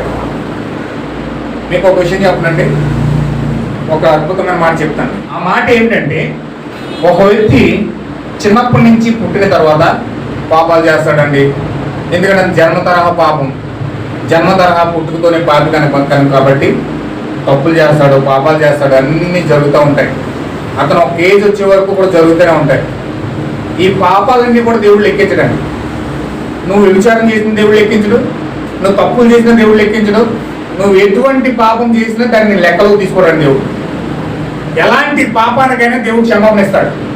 కానీ దేవుడు ఒకనొక రోజు నేను కలుస్తాడు. ఈ భూమి మీద ఉండగానే దేవుడు ఏదో రూపంలో, ఏ పాస్టర్ రూపంలోనో, లేకపోతే ఏ మనిషి రూపంలోనో, ఏ సువార్థికుల రూపంలోనో, ఏ బోధకుల రూపంలోనో, ఏ అపోస్తుల రూపంలోనో, ఏదో రూపంలో దేవుడు నేను కలుసుకుంటాడు. ఆ కలుసుకున్నప్పుడు నువ్వు తిరస్కరిస్తావు చూసారు, అప్పటి నుంచి నీ పాపం లెక్కించబడతాడు. నువ్వు ఎన్ని పాపాలు చేసినా దేవుడు క్షమిస్తాడు. ఎన్ని అతిక్రమాలు చేసినా, ఎన్ని వ్యభిచారాలు చేసినా, ఎంతగా నువ్వు ప్రయాసపడి తప్పులు చేస్తున్నా సరే దేవుడు క్షమించేస్తాడు. కానీ నీవు యేసుక్రీస్తుని కలుసుకున్న తరువాత కూడా పాపాన్ని కంటిన్యూ చేస్తే అప్పటి నుంచి నీ పాపాలు లెక్కించబడతాయి. అది ఎలాగో నేను చెప్తాను చూడండి. ఒకరోజు యేసుక్రీస్తు దగ్గరికి ఒక వ్యక్తి, చిన్న బోలుడు, ఒక 20 సంవత్సరాల కుర్రోడు యేసుక్రీస్తు దగ్గరికి వచ్చాడు. ఆయన మెస్సేగా భూమిపై తిరుగుతున్నాడు. ఏడ్చిన వీధులు అంటే తిరుగుతూ గుంటోలు పాలిస్తున్నాడు, గుడ్డోలు చూపిస్తున్నాడు, చనిపోని లేపుతున్నాడు, మోగోళ్ళకి మాటిస్తున్నాడు, చనిపోని లేపుతున్నాడు. చాలా కార్యాలు జరుగుతూ ఉన్నాయి. ఒక 20 సంవత్సరాల కుర్రోడు, 20-25 సంవత్సరాల కుర్రోడు యేసుక్రీస్తు దగ్గరికి వచ్చాడు. యేసుక్రీస్తు దగ్గరికి వచ్చి, సద్బోధ కూడా నేను పరిశుద్ధాత్మ పొందుకోవాలంటే ఏం చేయాలన్నాడు. యేసుక్రీస్తుని ప్రశ్న అడిగాడు. ఏమని అడిగాడంటే, నేను పరిశుద్ధాత్మ పొందుకోవాలంటే ఏం చేయాలన్నాడు. అప్పుడు యేసుక్రీస్తు అన్నాడు, మోషే ద్వారా ధర్మశాస్త్రం ఇచ్చాం కదా, మోషే ద్వారా ధర్మశాస్త్రం మీకు ఉన్నది కదా, ఇప్పుడు మోషే ధర్మశాస్త్రం ప్రకారం 10 ఆజ్ఞలు ఇచ్చారు మీకు. మోషే 10 ఆజ్ఞలు మీకు ఇచ్చాడు. ఆ 10 ఆజ్ఞలు ఏముంది? మొట్టమొదటి ఆజ్ఞ, నీ దేవుడిని యెహోవాను తప్ప మీరు ఒక దేవుడు నువ్వు పూజించకూడదు, ఫస్ట్. రెండోది, నీ దేవుడిని యెహోవా నామము వ్యర్థముగా ఉచ్చరించకూడదు, 2. మూడోది ఏంటి? నీ తల్లిదండ్రులను సన్మానింపుము, 4వది అబద్ధం ఆడవద్దు, 5వది నరహత్య చేయవద్దు, 6వది పొగ తాగవద్దు, 6వది 7వది నీ శత్రువుని ప్రేమించండి. ఇలాగ మొత్తం 10 ఆజ్ఞలు ఆయన జారీ చేశాడు. యేసుక్రీస్తు ఏం చెప్పాడంటే, అయ్యా మోషే ద్వారా నీకు ధర్మశాస్త్రం ఇవ్వబడింది కదా, 10 ఆజ్ఞలు ఇవ్వబడ్డాయి కదా, ఈ 10 ఆజ్ఞలు నెరవేర్చుకో అన్నాడు. ఈ 10 ఆజ్ఞలు నెరవేర్చమన్నాడు. అప్పుడు ఈయనేమన్నాడంటే, ఈ యువకుడు 25 సంవత్సరాల యువకుడు, నేను చిన్నప్పటి నుంచి 10 ఆజ్ఞలు నెరవేరుస్తూనే ఉన్నాను. చిన్నప్పటి నుంచి నేను 10 ఆజ్ఞల్లో తిట్ట. సండే స్కూల్ టీచర్ నేను సండే స్కూల్ టీచర్ని. చిన్నప్పటి నుంచి కూడా నేను 10 ఆజ్ఞలు నెరవేరుస్తూనే ఉన్నాను. తల్లిదండ్రుల గారిని సన్మానించాను, అబద్ధం ఆడలేదు, మోసం చేయలేదు, దొంగతనం చేయలేదు, నేను పొగ తాగను, ఏం చేయను, నా దేవుడిని పూజిస్తున్నాను, నా దేవుడిని ఆరాధిస్తున్నాను, ఆయన నామని వ్యర్థంగా నేను మాట్లాడలేదు, అన్ని పాటించేస్తున్నాను అన్నాడు. సరే బాబు, నువ్వు అన్ని పాటించావు, సరే కరెక్టే, అయితే నీకు పొదువుగా ఉందన్నాడు. ఏంటంటే ఇతను పరమ పిసినారి. ఎలాంటోడంటే సంపాదించడంలో దిట్ట, అన్ని చేయడంలో దిట్ట, అన్ని చేయడంలో మంచి ఆజ్ఞలు పాటించడంలో కూడా గొప్పోడు, మునగాడని పేరు తెచ్చుకున్నాడు. కానీ పరమ పిసినారండి ఇతను. పక్కోడు కూడా పోపెట్టడు, అలాంటి అనమాట. చాలా భయంకరమైన స్వభావం అతనిలో ఉంది. పిసినారితనం చాలా భయంకరం అండి. అది లోబి. బైబిల్ ఏమన్నాడంటే, బైబిల్ దాన్ని లోబి అన్నాడు. లోభత్వం అది చాలా భయంకరమైన డెవిల్ అండి. అది ఆ పిసినారితనం అనేది భయంకరమైన దెయ్యం అనమాట. ఇప్పుడు దెయ్యం మాత్రం పట్టేసింది ఎవరిని? యువకుల్లో దెయ్యం ఉంది. నీకు పొదువుగా ఉందయ్యా, నీకున్న సమస్తమును పేదలకు ఇచ్చేసి నన్ను వెంబడించు అన్నాడు. అంటే అతను ఏం చెయ్యకూడదని పక్కన బందీగా హృదయంలో భయంకరంగా బలంగా నిర్ణయం తీసుకున్నాడో దాన్ని చేయమన్నాడు దేవుడు. ఏమన్నా హల్లెలూయా, ఏమంటే అవుతుంది? అది అవుతుందా? అతను ఏది చేయకూడదని హృదయం బలంగా నిర్ణయం తీసుకున్నాడో దాన్ని చేయమన్నాడు వచ్చి దేవుడు. దేవుడు ఎప్పుడు కూడా దాన్ని అలాగే చేస్తాడని నీ దగ్గరకు వచ్చి. చాలా మంది నేను యేసుక్రీస్తుని నమ్మనని చెప్పి చర్చిలోకి వచ్చి జనాలు కొట్టేసిన వాళ్ళు కూడా క్రైస్తవులుగా మారిన వాళ్ళు ఉన్నారు. మార్చేస్తారు ఎలా దేవుడు. ఎంత వ్యతిరేకిస్తారో తర్వాత అంత బతిమలుకుంటారు. అంటే నువ్వు ఏది చేయకూడదని బలంగా నీ హృదయంలో నిర్ణయం తీసుకుంటావో దాన్నే చేయిస్తాడు దేవుడు. అంత మహోన్నతమైన దేవుడైనా నువ్వు చాలా గట్టిగా నిర్ణయం తీసుకుంటావు నీ మైండ్లో, కానీ దేవుడు దాన్నే చేయమంటాడు. ఈ వ్యక్తి దగ్గరికి వచ్చి దాన్ని చేయమన్నాడు. నీ ఆస్తి అంతా కూడా పేదలకు ఇచ్చేయమన్నాడు. పేదలకు ఇచ్చామంటే ఈయన అన్నాడు, ఏంటి అంటే నీకు కాళ్ళు చెప్పులు లేవు, అంగీ ఏమో మాసిపోయింది, చెమటలు పట్టేసి ఉన్నాయి, నీలాగే నన్ను కూడా చెప్పులు లేకుండా ఇలాగ ఒక పేద వ్యక్తిలా తిరగనని చెప్తావా? అంటే నాకు ఉన్నదంతా అమ్మేసి అలగిచ్చేసి నేను ఒక పేదవాడిని అయిపోయి తిరగడం నీకు ఇష్టమా? అలాంటి వ్యక్తి దేవుడు కాదు. అంటే నువ్వు దేవుడు కాదు, అంటే నువ్వు మెస్సేవ్ కాదు, నేను వెంబడించడం కరెక్ట్ కాదు అని చెప్పేసి మొఖం చేదరించుకుని వెళ్ళిపోయింది. మళ్ళీ యేసుక్రీస్తుని అతని జన్మలో ఎప్పుడు కూడా దర్శించలేదట, ఎప్పుడు కూడా యేసుక్రీస్తు చూడలేదంట. అంటే నన్ను పేదోడుగా చేసేయడం దేవుడు వంతైతే అతను దేవుడు కాదు అనుకున్నాడు. ఇతను ఏమనుకున్నాడంటే, నన్ను పేదోడుగా చేసే దేవుడు అయితే ఆయన దేవుడు కాదు. దేవుడు అంటే అత్యధికంగా ఆశీర్వదిస్తాడు, నన్ను అన్నిటికంటే పైగా ఉంచుతాడు, అందరికంటే ధనవంతుడిగా ఉంచుతాడు, అన్నిటికంటే హెచ్చుగా ఉంచుతాడు. చాలా మంది అనుకుంటారు నిజమైన దేవుడు అంటే ఏంటంటే ఇల్లు ఇవ్వడం, కారు ఇవ్వడం, డబ్బు ఇవ్వడం, పేరు ఇవ్వడం, ప్రతిష్ట ఇవ్వడం, పలుకుబడి ఇవ్వడం అది అనుకుంటారు. నిజమైన దేవుడు అంటే అది అనుకుంటారు. ఆ లిస్టులో ఈ వ్యక్తి కూడా ఉన్నాడు. ఎవరండి? ఈ ధనవంతుడు. అంటే ఇలాంటి పొజిషన్లో ఉంచగలిగిన దేవుడు ఒక పేదోడికి చేసేయడం అంటే దేవుడు కాలేదు అని చెప్పి అతను పక్కనెట్టేసి మళ్ళీ ఎప్పుడు కూడా యేసుక్రీస్తుని వెంబడించలేదట. అతను వెళ్ళాడు, యేసుక్రీస్తుని ఉద్దేశించిన తర్వాత అతను చాలా డెవలప్మెంట్ అయిపోయాడట.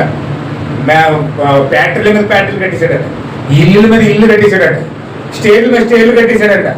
విస్తారంగా మొత్తం అంత డబ్బు అంతా సంపాదించుకుని అతను కూర్చుని తింటే 10 తరాలు కూర్చుని తిన్నా తరగదట. ఏమండి, అతను కూర్చుని తింటే 10 తరాలు కూర్చుని తిన్నా తరగదట. అంత సంపాదించేసాడు యేసుక్రీస్తుని వదిలేసిన తర్వాత. యేసుక్రీస్తుని వదిలేసి సంపాదించి అతను ఇంకా ముసలోడు అయిపోయాడు. యవ్వన నడి వయసులోకి వచ్చేసాడు. 50-60 సంవత్సరాలకు వచ్చేసాడు. సంపాదన ఏమో ఎంత తిన్నా తరగని, లెక్క పెట్టలేని, ఎంతమంది పనులు ఉన్నా ఎంత లెక్క పెడుతున్నారో, ఎవరెంత తిన్నారో ఎవరికి తెలియదు. అలాగే ఎదిగిపోయాడు. ఇప్పుడు అతను ఏం చేయడం తెలుసండి, 2 కాళ్ళు పైకెట్టి మంచం మీద కొడుకుని 2 కాళ్ళు పైకెట్టేసి శుభ్రంగా తాగుతూ ఆయన అంటున్నాడంట, నా ప్రాణమా నీకు విస్తారమైన సంపాదించాను, నువ్వు ఎన్ని తరాలు కూర్చొని తిన్న తరగని నిధి నీకు ఉన్నది, నువ్వేం కంగారు పడుకు నా ప్రాణమా, తిను తాగు సుఖించు, నీ ఇష్టం వచ్చినట్టు ఎంజాయ్ చేయి, అంత నీదే అన్నాడంట. ఆ క్షణంలోనే దేవుడు వచ్చాడు.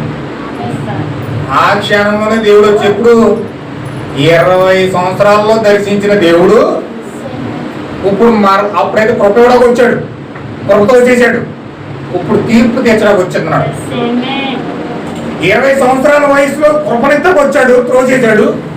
ఇప్పుడు 58 సంవత్సరాల వయసు వచ్చినప్పటికి ఆయన ఏం చేస్తున్నాడంటే తీర్పు తీర్చడానికి వస్తున్నాడు. తీర్పు తీర్చడానికి వచ్చి ఏమన్నాడు తెలిసా, దాన్ని టైం అయిపోయింది, సంపాదించిన ఆస్తి ఏమైపోయింది, సంపాదించిన గిల్లేమైపోయినాయి, నిధేమైపోయింది, అవన్నీ ఏమైపోయినాయి, వచ్చి అన్నాడు. వెళ్ళిపోయాడు. అంతే వెళ్ళిపోయి సరాసరి ఎక్కడ పడ్డాడు తెలుసండి, చచ్చిపోవడం. ఇంకా గొప్ప విషయం చూడండి, ఇక్కడ చచ్చిపోవడం. అతను ఎన్నో చర్చలు కట్టాడు, ఎంతోమంది పాస్టర్లు చేశాడు, ఎంతోమంది పాస్టర్లు జీతాలు ఎత్తున్నాడు కూడా, ఎన్నో సంఘాలు నడుపుతున్నాడు. అతనికి ఎన్నో డబ్బు ఇస్తుంటే పాస్టర్లు ఎంతమంది 3 మంది వస్తారు. డబ్బు ఇస్తుంటే 4 మంది పాస్టర్లు వస్తారు సంఘాలకి, జీతగాలు. డబ్బు ఇచ్చి సంఘాలు నడుపుతున్నాడు, పెద్ద సేవకులు నడుపుతున్నాడు.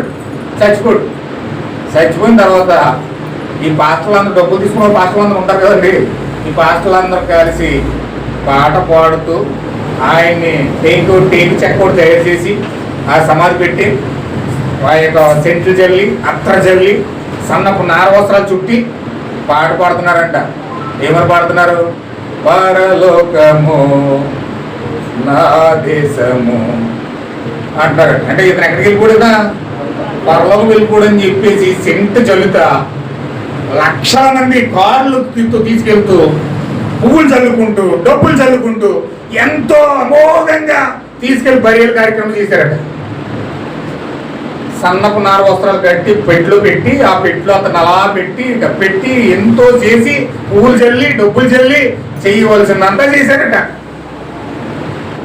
కానీ అతను ఆ శవమైతే పెట్లో ఉంది, కానీ అతను లోపల ఉన్న ఆత్మ నేరుగా పాతాళం వెళ్ళిపోయిందంట. నేరుగా పాతాళంలో పడిపోయిందంట. ఆ పాతాళంలో పడిపోయి ఏడుస్తున్నాడు. ఇప్పుడు పైకి ఇలా చూసినప్పుడు అబ్రహాం కుడిపార్శ్వన కూర్చున్న లాజరు ఉంటాడు. అబ్రహాం కుడిపార్శ్వన కూర్చుని లాజరు ఉన్నాడు. లాజరు ఏమంటాడు అనుకున్నారు, దరిద్రుడు, దిక్కుమొక్కు లేదు అతనికి. అతను కురుపులతో కుష్ఠరోగం వచ్చేసి కురుపులతో రసిగారుతూ భయంకరంగా ఉన్నాడు. అతనికి ఆ తింటాకి అన్నం లేదు, తాగడానికి నీళ్ళు లేవు. ఆ ధనవంతుడు తినేసి ఎంగిలాకి ఇలా విసిరితే ఆ ఎంగిలి మెతులు తినకూడట. ధనవంతుడు తినేసి ఎంగిలాకి ఇలా విసిరితే ఆ ఎంగిలి మెతులు తిని బతికూడట.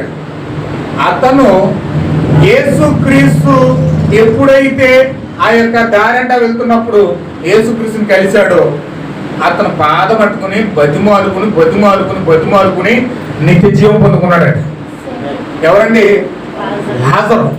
పరిశుద్ధాత్మ పొందుకున్నాడు. పరిశుద్ధాత్మ పొందుకున్న లాజరు చనిపోయాడు. చనిపోయిన తర్వాత ఈయన ఏం చేశాడు తెలుసు, చేపలు చుట్టేసి రోడ్డు పక్కన నడేశాడు. సమాధి చేసి కూడా లేరు, అతనికి బరియల్ కార్యక్రమం చేసి కూడా లేరు. ఓ చేపలు చుట్టేసి ఓ పక్కన నడేశాడు. ఆ బాడీ కుళ్ళి అలాగ అయిపోయింది, అది పురుగులు పట్టేసి. కానీ అతను చచ్చిపోయిన ఆత్మ ఎక్కడికి వెళ్ళిందంటే నేరుగా పరలోకం వెళ్ళి అబ్రహాం కుడిపార్శ్వన కూర్చోంది. ఈ ధనవంతుడేమో పాతాళం ఉన్నాడు. పాతాళను చూసి ఇలా చూసినాడికి కుడిపార్శ్వన లాజరు కనపడుతున్నాడు. లాజరు కనపడి ఏమన్నాడు తెలుసండి, లాజరు, అబ్రహాము తండ్రి పోయిన అబ్రహమా, దయచేసి నీ పక్కన లాజరును పంపితే ఇటు బుద్ధి మారలేదు. భూమి మీద ఉన్నప్పుడు తప్పడు కొడితే ఎవడో కూడా నీళ్ళు ఇచ్చేవాడు, పాలు ఇచ్చేవాడు, టీ ఇచ్చేవాడు, భోజనం పెట్టుకోడు. అక్కడ కూడా వెళ్ళిన తర్వాత పాతాలను కూడా అలాగే తప్పడు కొట్టి లాగను పంపించి నాకు గొంతెట్టిపోతుంది నీ చుక్క ఏమన్నాడు. అప్పుడు అబ్రహాం అన్నాడు, బాబు నీకు మాకు చాలా మధ్యలో పెద్ద అగాధం ఉంది, రావడం కుదరదు. నీదే అక్కడే మగ్గిపో, ఇది పరలోకం అది నరకం, నీకు ఇవ్వబడింది అదే. నువ్వు భూమి మీద జీవించిన జీవితానికి బహుమానం ఏంటో తెలుసా? ఆ పాతాళం. దేవుని మహిమగలను గాక.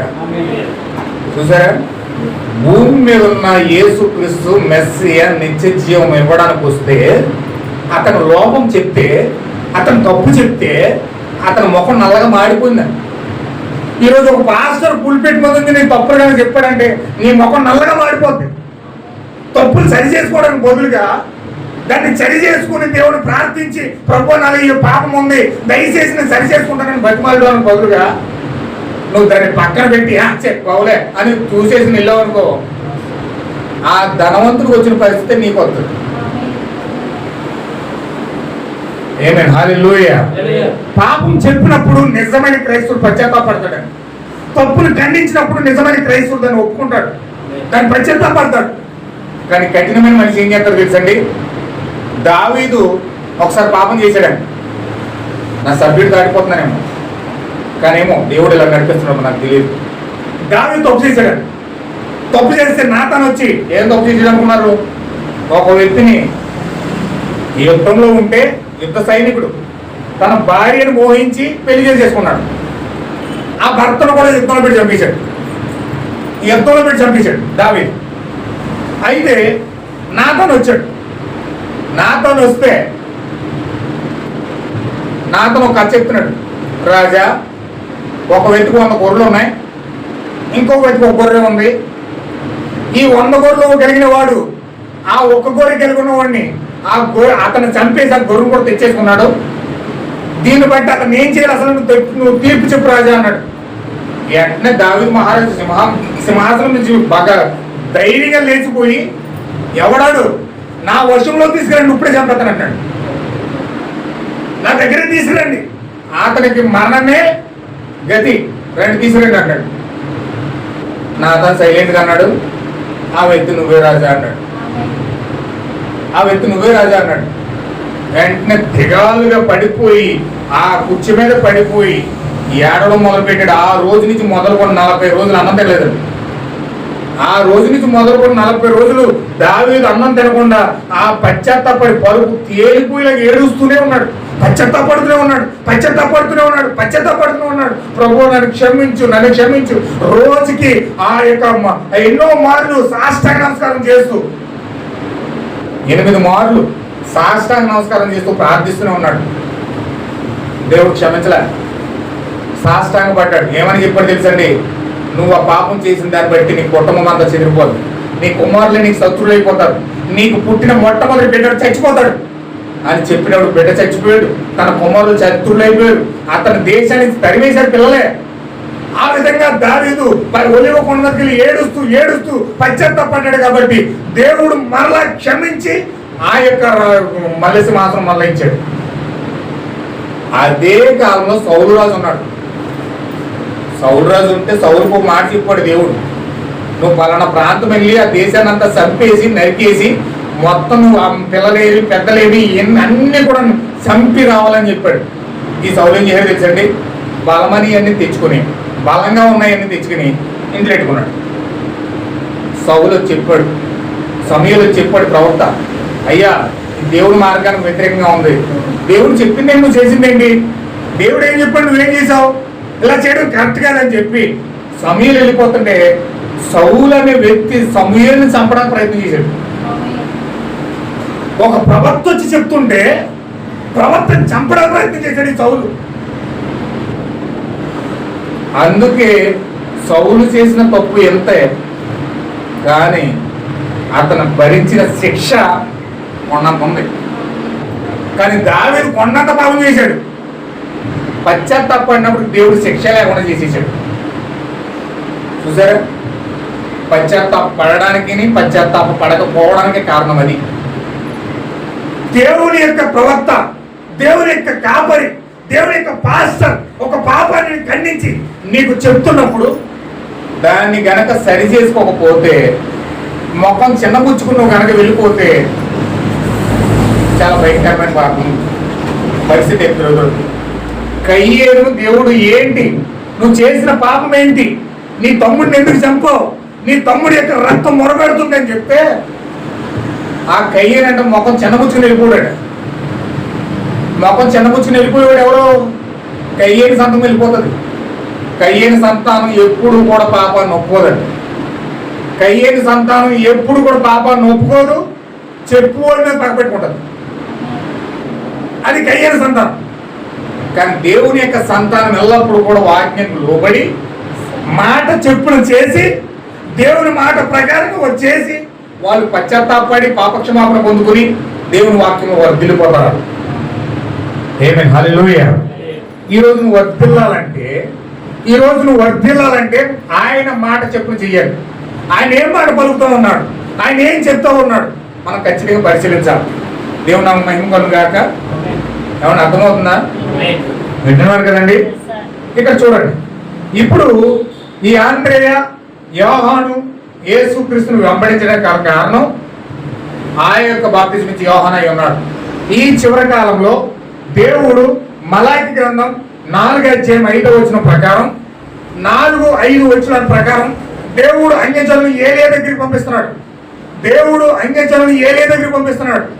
ఏలియా అన్యజనుల కొరకు వస్తా ఉన్నాడు. ఆ ఏలియా వచ్చి ఆయన ఏం చేస్తున్నాడంటే అన్యజనుల యొక్క పాపాన్ని చూపించి, అన్యజనుల యొక్క తప్పును చూపించి, అన్యజనుల యొక్క ఆ యొక్క అతిక్రమం అంతా చూపించి దేవుడు ఏం చేస్తున్నాడంటే ఏలియా ద్వారా అన్యజనుల యొక్క హృదయాలను అపోస్తుల బోధ వైపు తిప్పుతూ ఉన్నాడు. దేవుని నామం మహిమ కలుగును గాక. ఆమేన్ చెప్పండి ఒకసారి. అందరూ చెప్పాలి. ఆమేన్, హల్లెలూయా. ఖచ్చితంగా కొన్ని విషయాలు ఇక్కడ గమనించండి. నేను కొన్ని విషయాలు చెప్పి నేను ముగిస్తాను. చాలా ప్రాముఖ్యమైన సమయంలో వచ్చాను నేను. ఇప్పుడు దేవుడు అన్యజనులను ఎలా పిలుస్తున్నాడంటే ఏలియా ద్వారా పిలుస్తున్నాడు. ఓ పాస్టర్ ద్వారానో, బిషప్ ద్వారానో చాలా రకాల సంఘాలు ఉన్నాయి. మొన్న సహోదరి సీతమ్మ గారు మాట్లాడుతూ ఉన్నారు, మనిషికో బోధ ఉందండి ఈరోజు, మనిషికో సంఘం ఉందండి ఈరోజు, రకరకాల బోధలు ఉన్నాయి అని చెప్పేసి మాట్లాడుతున్నాడు. నిజమే, 45,000 రకాల సంఘాలు ఉన్నాయి, 45,000 రకాల బోధలు ఉన్నాయి. జీడిఎం అని, బాప్టిస్ట్ అని, మెథడిస్ట్ అని, చర్చ్ ఆఫ్ క్రైస్ట్ అని, పెంతెకోస్తు అని, ఎల్ఈఎఫ్ అని, బైబిల్ మిషన్ అని, ఏమండి రకరకాల సంఘాల నుంచి మించి 45,000 రకాల సంఘాలు గవర్నమెంట్ చేత రిజిస్టర్ అయి ఉన్నాయి. అయితే దేవుడు ఈ 45,000 రకాల సంఘాలతో అన్యజనులు సంధించట్లేదు. కానీ ఎవరి ద్వారా సంధిస్తున్నాడు అన్యజనుల్ని? దేవుడు అక్కడ ఏం చెప్తున్నాడు చూడండి. మలాకి గ్రంథం 4:5 మలాకి గ్రంథం 4:4 యెహోవా నియమించిన భయంకరమైన ఆ మహాదినము రాకమునుపు నేను ప్రవక్తయగు ఏలియాను నేను పంపుదును. ఎవరు పంపిస్తున్నాడండి? ప్రవక్తయగు ఏలియాను పంపిస్తా ఉన్నాడు. అంటే యెహోవా నియమించిన భయంకరమైన ఉగ్రత దినం, 3వ ప్రపంచ యుద్ధం అని మేము వింటా ఉన్నాం. ఈ 3వ ప్రపంచ యుద్ధం ముందు రాకమునుపే అన్యజనులను ఏలియా దగ్గరికి తీసుకెళ్ళాలి. ఏలియా అన్యజనుల దగ్గరికి రావాలి. ఎంతమంది అర్థమవుతుందన్నమాట? ఏలియా అన్యజనుల దగ్గరికి వచ్చి ఏం చేయాలంటే అతను చేసిన పరిచయం ఏంటి? పరిచయం ఏంటండి? అక్కడ ఉంది చూడండి, 4:5 శపింపకుండానట్లు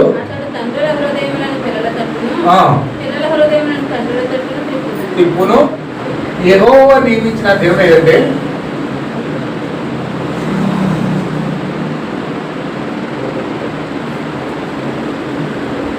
మహాదినం, 3వ ప్రపంచ యుద్ధం అండి.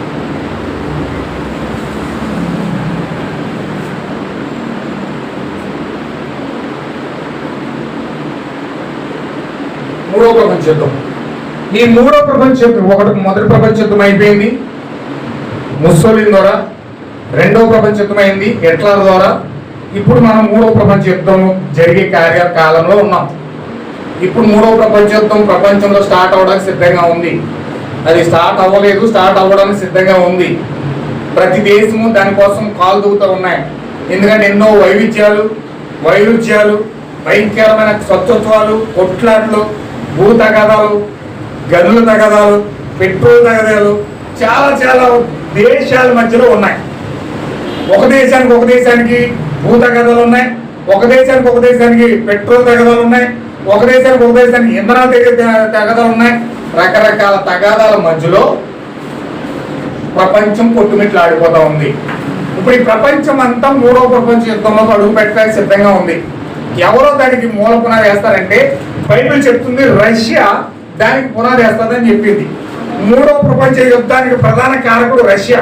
ఈ తూర్పు దేశపు రాజు ఆ యొక్క ప్రపంచ దేశాల యుద్ధంలో నడిపించడానికి ప్రధాన కారకుడు అతనే ఆ యొక్క చిన్న చిన్న దేశాలన్నింటినీ ఉత్తర కొరియా, క్యూబా, రకరకాల దేశాలన్నింటినీ ప్రేరేపిస్తూ ఉన్నాడు అతను యుద్ధం చేయడానికి. అయితే ఈ ప్రపంచ యుద్ధం రాక మునుపు ఏలియా రావాలండి.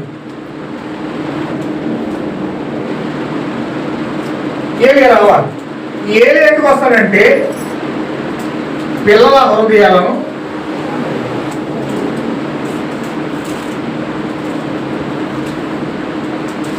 తండ్రులు తప్పిస్తాను.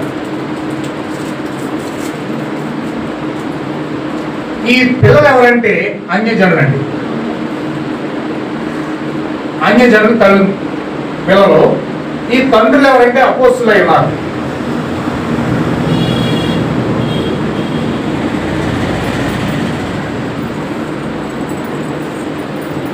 ఎవరండి?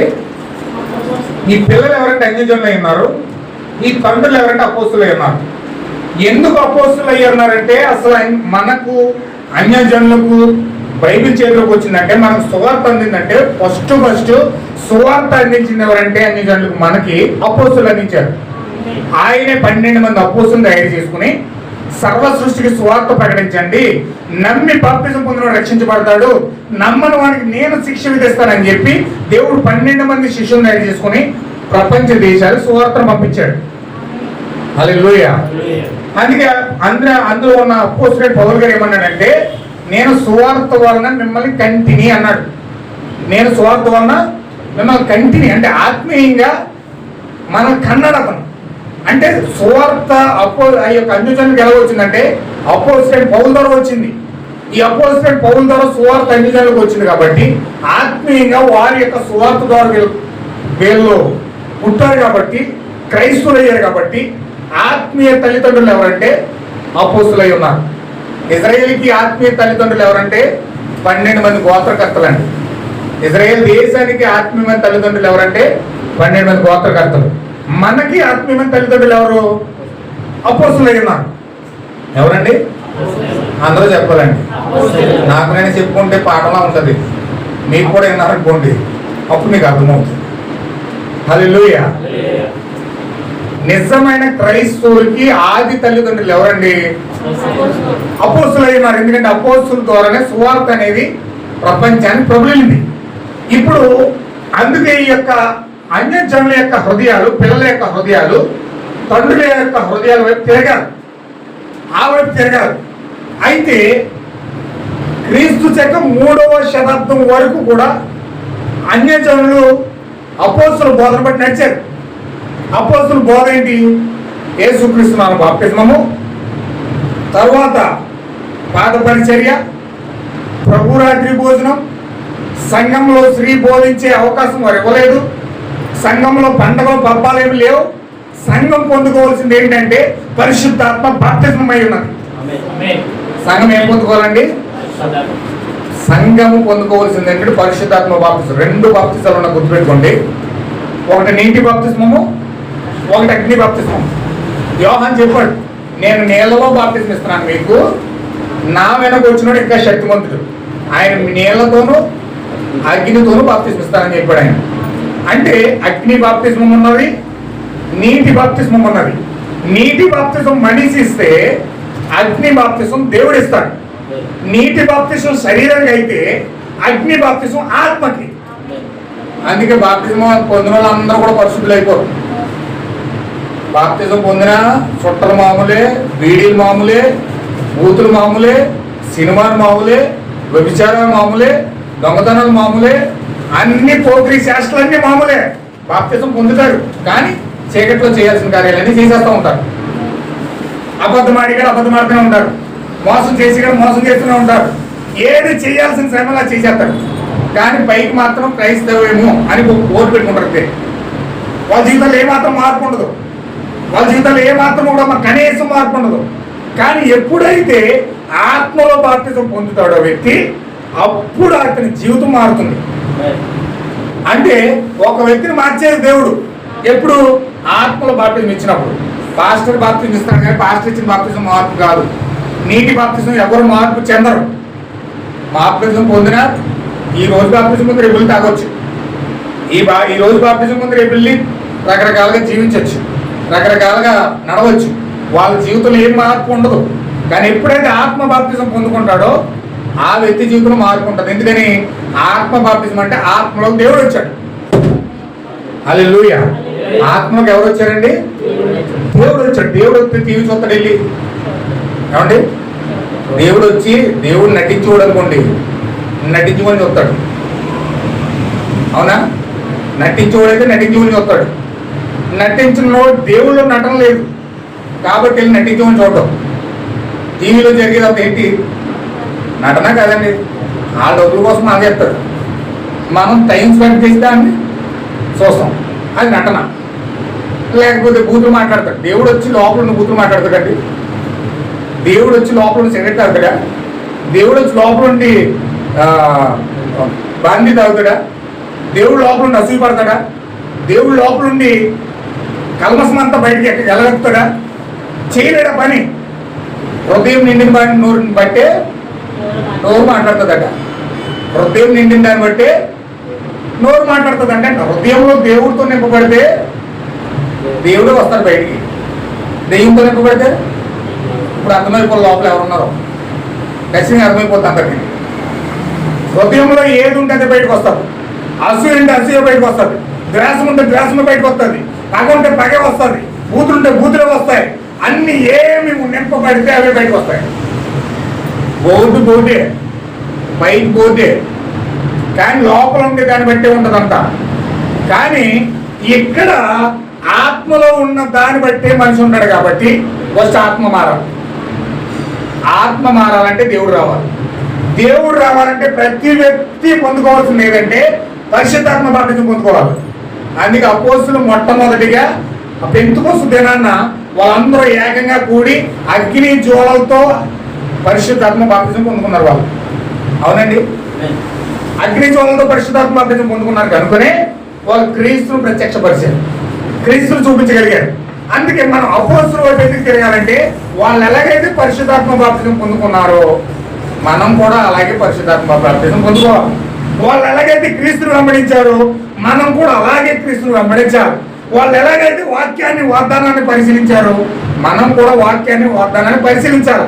వాళ్ళు ఎలాగైతే క్రీస్తుకు ప్రత్యక్ష సాక్షిగా నిలిచారో మనం కూడా అలాగే నిలబడాలి. కానీ దెయ్యం ఏం చేసింది తెలిసిన తెలుగుగా అపోస్తుల బోధన 3వ శతాబ్దంలో ఏం చేసిందంటే నిజమైన పరిశుద్ధాత్మ బాప్తిజం తీసేసి, నిజమైన యేసుక్రీస్తు నామములో బాప్తిజం తీసేసి, నిజమైన ప్రభురాత్రి భోజనం తీసేసి, నిజమైన పాదపరిచర్య తీసేసి వీడేం చేశాడు తెలుసండి? ఇంటి దినాలు చేయండి, 40 రోజులు ఎత్తున్నాం మీకు అని రోమ్ నగరంలో పోపుని చేశాడంటే 40 రోజులు శ్రమల కాలాలను పెట్టాడు. క్రిస్మస్ చేసుకోండి మీరని చెప్పి క్రిస్మస్ పెట్టాడు. ఈస్టర్లు చేసుకోండి అని చెప్పి ఈస్టర్ పెట్టాడు. భస్మ బుధవారాలు చేసుకోండి అని చెప్పి భస్మ బుధవారాలు పెట్టాడు. బైబిల్లో యేసు క్రీస్తు నామములు బాప్తిజం అని చెప్తే వీడు తండ్రి కుమార పరిశుద్ధాత్మ బాప్తిజం అని పెట్టి తండ్రి యొక్కయు కుమారుని యొక్కయు పరిశుద్ధాత్మ 3 సార్లు ముంచేస్తున్నాడు. ప్రభురాత్రి భోజనం అని చెప్తే వీడు బల్లారాధన అని చెప్పి బల్ల పేరు పెట్టాడు. పాద పరిచయం అని చెప్తే దాన్ని తీసి పారేశాడు. స్త్రీ సంఘంలో బోధించకూడదు పులిపెట్టెక్కని చెప్తే స్త్రీ యాజకుని చేశాడు. పులిపిట్ ఎక్కి స్త్రీలు బోధించినట్లుగా చేశాడు. పరిశుద్ధాత్మ బాప్టిజం పొందుకోవాలంటే అసలు లేనే లేదు, తీసిపారేసి పక్కన పడేసాడు. చెయ్యాల్సింది ఏదో తీసేశాడు, చెయ్యకూడదు ఏదో తీసుకొచ్చి సంఘంలో పెట్టాడు. అంటే 45,000 రకాల సంఘాలు ఉన్నా కానీ 45,000 రకాల సంఘాలు అనుసరించే బోధ ఏమిటంటే బైబిల్ చెప్పేది ఒకటి, వీళ్ళు చేసేది ఒకటి. ఏమన్నా అర్థమవుతుందా? బైబిల్ చెప్పేది ఒకటి, వీళ్ళు చేసేది ఒకటి. వీళ్ళకి స్వస్థతలు కావాలి, వీళ్ళకి దీవెనలు కావాలి, వీళ్ళకి ఆశీర్వాదాలు కావాలి, వీళ్ళకి అన్నీ కావాలి, కానీ వాక్యం మాత్రం వద్దట. వాక్యం మాకు వద్దు, అపోస్తుల బోధ మాకు వద్దు. దేవుడు దీవిస్తాడా? మా పంట పండలేదండి, ప్రార్థన చేసేయండి. మా ప్రెగ్నెన్సీ లేదండి, మేము గర్భవతి వాళ్ళు ప్రార్థన చేసేయండి. మా ఇంట్లో సంతోషం లేదండి, సంతోషం కావాలి, ప్రార్థన చేసేయండి.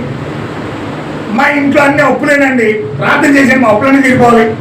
మాకు ఇల్లు లేదండి, ఇల్లు కట్టుకోవాలి, ప్రార్థన చేసేయండి. మాకు అది లేదండి, ప్రార్థన చేసేయండి, వచ్చేయాలి.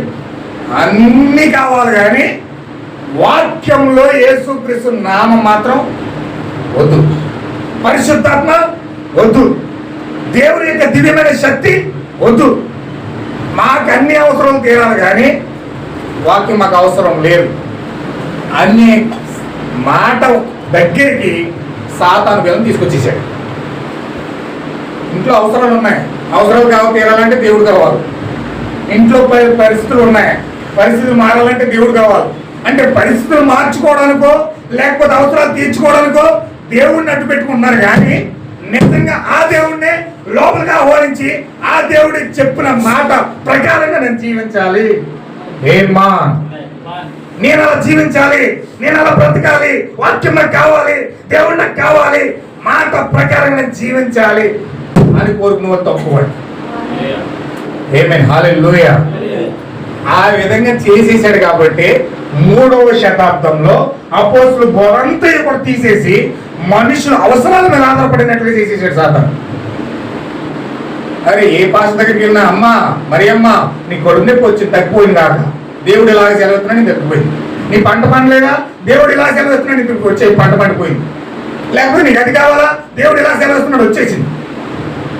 నిన్ను దీవించును గాక, నిన్ను ఆశీర్వదించును గాక.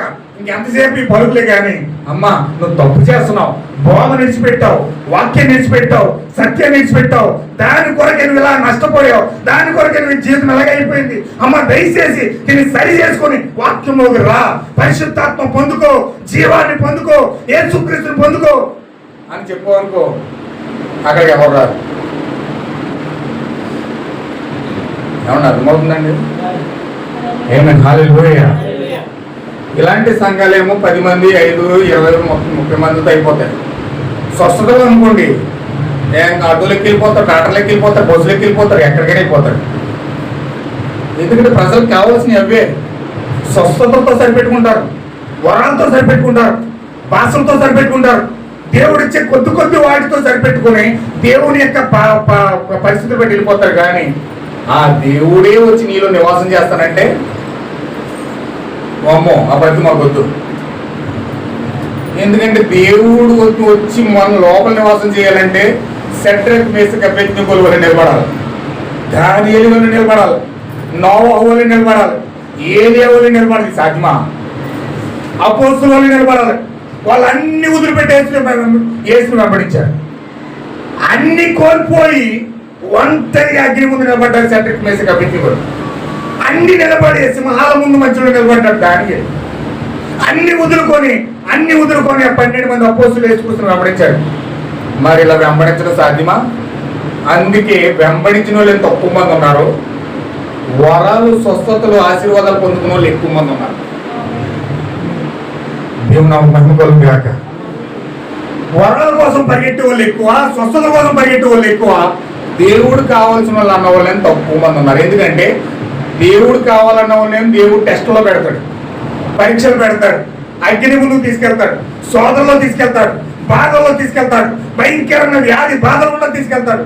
అన్ని రకాల సమస్యలు జయించి క్రీస్తు కొరకు నేను నిలబడతాను అన్న వాళ్ళు మాత్రమే దేవుడు తీసుకొని అసలైన బహుమానం ఇస్తాడు. దేవుని నామం మహిమ కలుగును గాక. అయితే ఈ మధ్యాహ్న కాల సమయంలో మీరు ఏ విధంగా ఉండాలనుకుంటున్నారు? ఇది నా ప్రశ్న. ఈ మధ్యాహ్న కాల సమయంలో మీరు స్వస్థతలు, వరాలు, లేకపోతే ఏ కొద్ది కొద్ది వాటితో సరిపెట్టుకునే అవసరాలు తీసుకుని వెళ్ళిపోవాలనుకుంటున్నారా? లేకపోతే నిజంగా శ్రమ వచ్చిన, వ్యాధి అయినా, వస్త్రహీనైనా, శ్రమ అయినా, హింస అయినా, బాధ అయినా, ఏదైనా సరే క్రీస్తు నుంచి నన్ను ఎడబాపే శక్తి లేదు అని నిలబడగలగడానికి స్టామినా కలిగి ఉన్నారా? దేవుని మహిమ కలుగును గాక. ఈ మధ్యాహ్నం నేను వేసే ప్రశ్న మీకు అర్థమై ఉంటుంది. పౌలు గారు అన్నాడు, నాకు శ్రమ వచ్చినా, వస్త్రహీనత అయినా, బాధ అయినా, ఇబ్బంది అయినా, కొదుమైనా, మరణమైనా, ఏదైనా సరే క్రీస్తు నుంచి నేను వేరవను. అయ్యి బాబు కష్టాలు వచ్చినాయి బాబు, ఇబ్బంది నేను చేయలేనండి. అయ్యి బాబు ఇబ్బందులు వచ్చేస్తున్నాయి బాబు, కష్టం ఇబ్బంది నేను చేయలేనండి. అయ్యి బాబు ఇందులోకి వచ్చిన తర్వాతే అవమానాలు వచ్చేయండి, ఇందులో వచ్చిన తర్వాత భయంకరమైన బాధలు వచ్చేసినాయండి. మా సీతమ్మ గారు చెప్తున్నారు మాట, వాళ్ళు యేసుక్రీస్తుని నమ్ముకున్నందుకంటే వాళ్ళ చుట్టుపక్కల వాళ్ళందరూ కూడా మొత్తం వెళ్ళేసినట్టు చూస్తారట. చుట్టుపక్కల వాళ్ళందరూ కూడా ఎగతాళిగా చూస్తారట. ఎందుకని? వేసండి అంత సీపై కూడా. ఎందుకు చొప్పునైపోయాడు అంటే అసలైన దాన్ని పట్టుకుంటే మనం చీపైపోతాం. మరి నిందలు భరించాలి, వ్యాధులు భరించాలి, కష్టాలు భరించాలి, శ్రమలు భరించాలి, ఖడ్గం వచ్చినా, బాధ వచ్చినా. రేపు చూడండి, క్రైస్తవంలో ఉన్న వాళ్ళందరికీ రేషన్ కార్డు తీసేద్దామని చెప్తారు. రేపు వస్తే ఎంతమంది నిలబడతారు అప్పుడు చెప్తుంది. ఇప్పుడు చెప్తే ఇప్పుడు ప్రభుత్వం తీసుకుంటుంది చర్య. ఏం తీసుకుంటుంది అంటే యేసుక్రీస్తుని నమ్ముకున్న వాళ్ళందరికీ రేషన్ కార్డులు లేవు అంటారు. ఇప్పుడు ఎంతమంది యేసుక్రీస్తుని నమ్ముతారు చెప్తుంది. పెడతారండి, అవలంబం వాడుకుంటాడు దేవుడు. హల్లెలూయా. ఎందుకు వాడుకున్నాడు అలాగా? మనం మోడీ మీద కోపం పెట్టుకోవడం కాదు, మనం పరీక్షిస్తున్నాడు అక్కడ. అసలు మనం నిలబడతామా లేదా? మనం నిలబడాలి కదా. అసలు నువ్వు నిలబడతావా లేదా నిన్ను పరీక్షిస్తున్నాడు అక్కడ. నువ్వు నిలబడుతున్నావు అని పరీక్షించినప్పుడు అప్పుడు నువ్వు ధైర్యం నిలబడతావు. ఎలాంటి వాడు వచ్చినా సరే నేను వాక్యం ముందు తలవను. దేవుని నాకు మహిమ కలుగును గాక. మంచిగా నా ప్రియమైన సహోదరులారా, మీరు ఆలోచించండి, గ్రహించండి. నేను సాయంత్రం నేను కంటిన్యూ చేస్తాను మెసేజ్ని. అందుచేత ఇప్పుడు ఆయన మాట చెప్పుడు మనం చేయాలనుకుంటున్నామా, లేకపోతే ఆయన మాటను దాటిపోయి చేయాలనుకుంటున్నామా? ఆయన మాట చెప్పును చేసిన సెంట్రల్ మేత్స్ అభ్యర్థి పరీక్షలో నిలబడ్డారు. ఆయన మాట చెప్పున నిలబడిన అపోస్తులు వాళ్ళ వాక్యాన్ని బట్టి నిలబడ్డారు. ఆయన మాట చెప్పున నిలబడిన ఏలియా నిలబడ్డాడు. ఆయన మాట చెప్పున చేసిన బాప్తిస్మం ఇచ్చే యోహాను నిలబడ్డాడు. ఆయన మాట చెప్పున చేసిన నోవాహు నిలబడ్డాడు. ఆయన మాట చెప్పున ప్రతి ఒక్కరు చేసిన వాళ్ళందరూ కూడా పరీక్షలో నిలబడ్డారు. మరి ఆయన మాట చెప్పున చేస్తున్న నువ్వు నేను నిలబడతామా లేదా? నిలబడాలని మధ్యాహ్నం మనం ప్రత్యక్షత కలిగి ప్రార్థన చేసి, ప్రభువా ఒకవేళ నాలో నిలబడే శక్తి లేకపోతే నువ్వు నన్ను నిలబెట్టు ప్రభువా. ఒకవేళ నేను పడిపోతానేమో, అవకాశాన్ని బట్టి పడిపోతానేమో. చూడండి, ఒక చిన్న మాట చెప్పి నేను చెప్తాను, ముగించేస్తాను. యోసేపు ఉన్నాడండి. యోసేపు అద్భుతమైన వ్యక్తి. అతను ఒంటరిగా ఒక స్త్రీతో ఉన్నాడు. ఆ స్త్రీ అతను బలవంతం చేస్తూ ఉంది. నా భర్త లేడు, ఊరు వెళ్ళిపోయాడు, నువ్వు నాతో ఉండు అని బలవంతం చేస్తుంది ఆమె. అయినా కానీ యోసేపు ఏం చేయాలి తెలుసండి? తన సత్త కూడా విడిచిపెట్టేసి పరిగెత్తుకుని బయటికి వెళ్ళిపోడు తప్ప ఆమెతో పాపం చేయడానికి ఒప్పుకోలేదు. ఎందుకో తెలుసా? నీ భర్త ఇక్కడ ఉండి చూడకపోవచ్చు, కానీ నన్ను నా దేవుడు చూస్తున్నాడు. ఆమేన్, హల్లెలూయా. నేను పాపం చేస్తుంటే నన్ను ఎవరు చూస్తున్నారో నాకు తెలియదు, కానీ నిన్ను పరిశీలించే దేవుడు ఒకడు ఉన్నాడు, నిన్ను చూస్తూనే ఉన్నాడు ఆయన.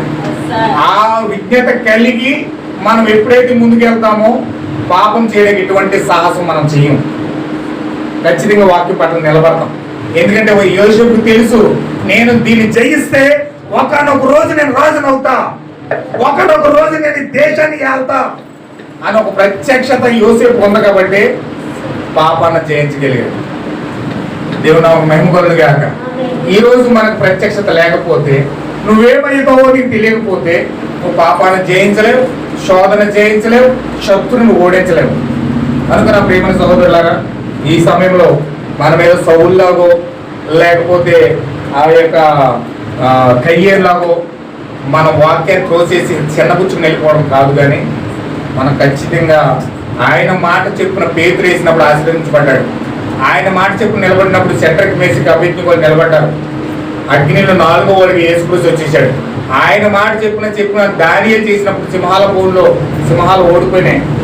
ఆయన మాట చెప్పున చేసినప్పుడు నువ్వు నేను ప్రతి శత్రువుని చేస్తాం, ప్రతి దాన్ని జయించి అస్సలైన దేవుని వాగ్దానం పొందుకుంటాం. అందువల్ల మనం ప్రార్థన చేద్దాం. దేవుడు వాక్యం దీవించును గాక. అందరూ మోకరించి ప్రార్థన చేద్దాం. చిన్న ప్రార్థన. ఈరోజు ఏలి ఎందుకు వచ్చాడో తెలుసా?